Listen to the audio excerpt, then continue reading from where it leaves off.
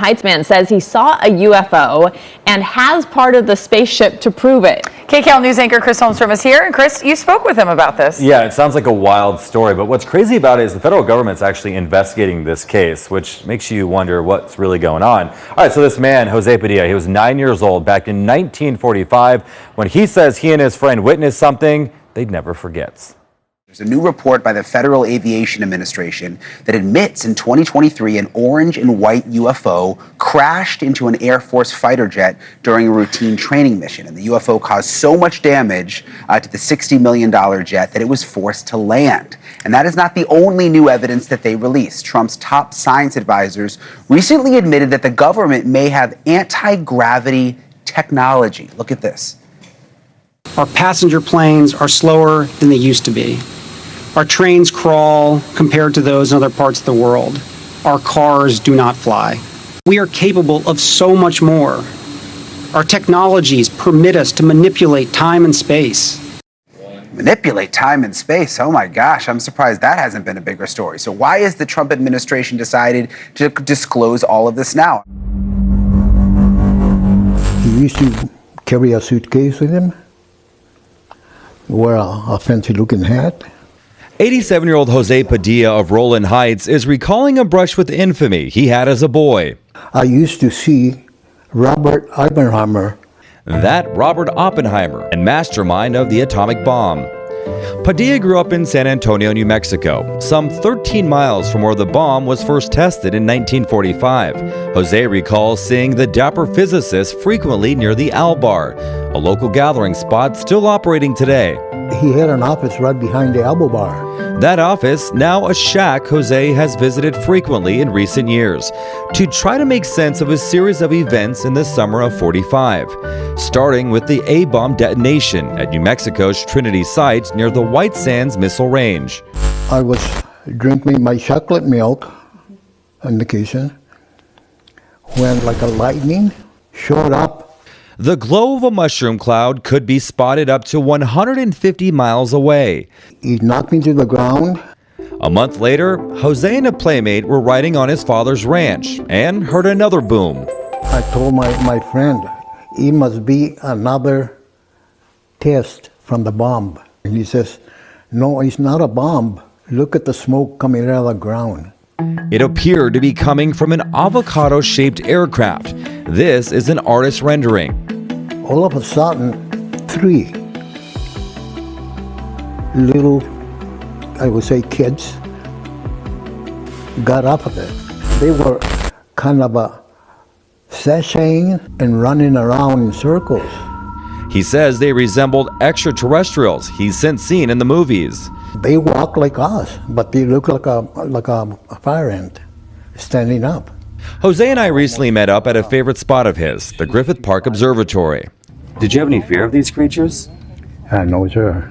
They had crashed at my father's ranch, and they needed help. Over the following 10 days, Jose says the military cleaned up the wreckage, while he and his friend watched from a nearby ridge. I still hear them pretty good. His buddy, Remy Baca, became a Marine, moved to Washington State, and worked in politics. Jose moved to Rowland Heights and quietly raised a family. We had lost each other. The men were interviewed by investigative reporter and UFO researcher Paula Harris in 2012. Harris was investigating a claim by the son of World War II Army pilot William Brophy.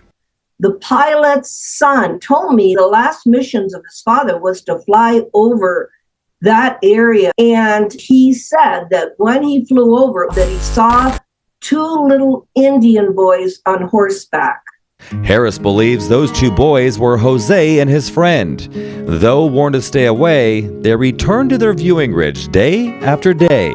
We were hiding behind cactuses. Jose says when soldiers took a break from cleanup, he and his friends entered the craft.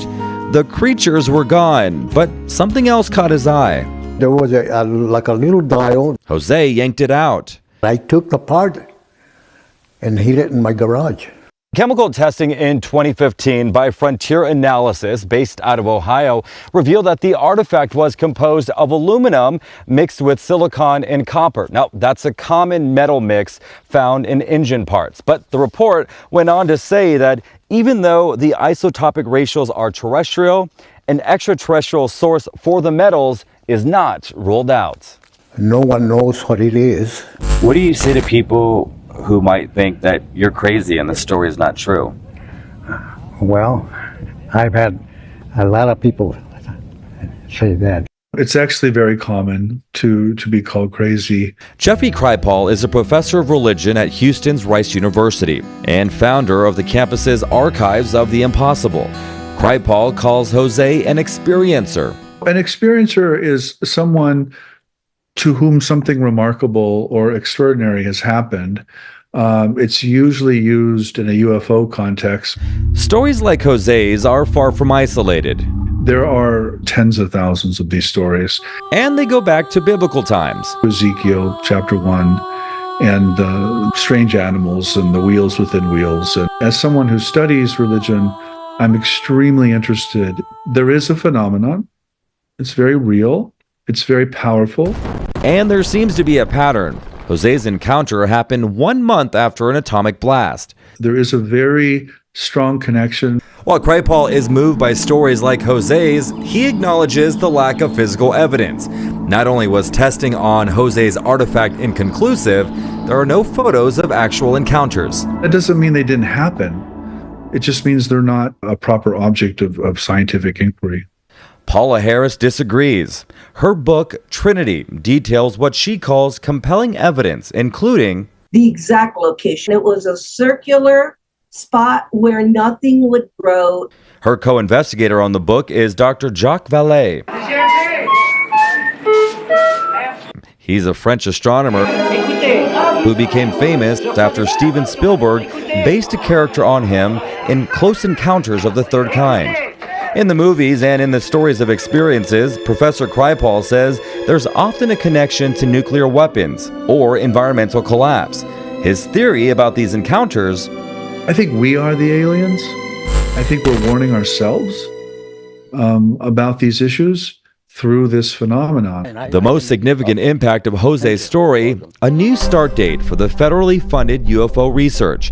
Under the 2023 National Defense Authorization Act, Congress pushed back the date on investigating UFO sightings from 1947 to 1945. That's all Jose has ever wanted.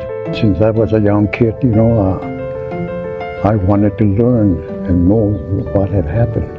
As he reflects on his childhood memory, Jose remains steadfast on this.